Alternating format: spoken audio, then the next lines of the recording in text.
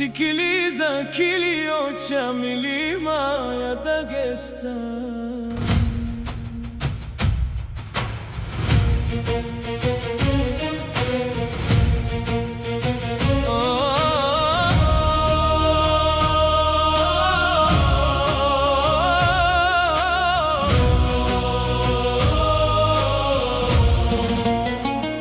Katika kijiji kidogo cha Gimri, chini ya mbingu za Dagestan, mwaka 1777, mtoto mchanga alilia kwa mara ya kwanza. Wakamwita Shamil, nuru katika macho ya mama yake.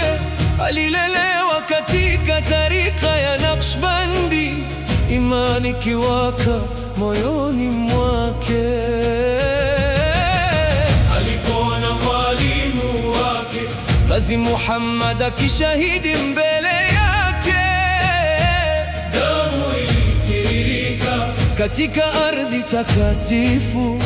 Moyo wake ulivunjika, lakini kutoka katika uchungu huo moto wa jihad uliwaka. Allah ni Mola wangu, jihad ndiyo njia yangu. Imam Shamil, tai wa Kaukasus, umemwaga machozi mangapi kwa ajili ya umma wako? Kutoka vilele vya milima ya Dagestan hadi mabonde ya Chechnya, ulipigana peke yako, lakini moyo wako ulikuwa na Allah.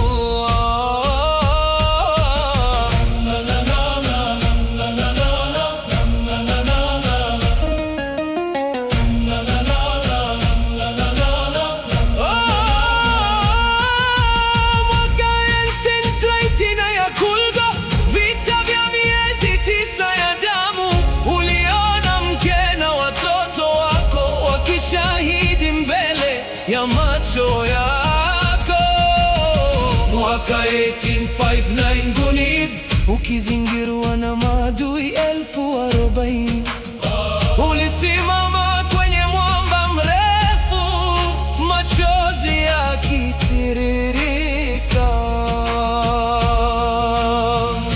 Kwa sauti iliyotetemeka ulisema mwishoni, najisalimisha, si kwa kuogopa kufa, bali ili niokoe damu ya watu wangu waliosalia.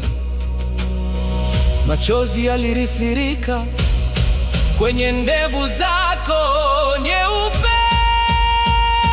Imam Shamil, sasa umelala katika Madina,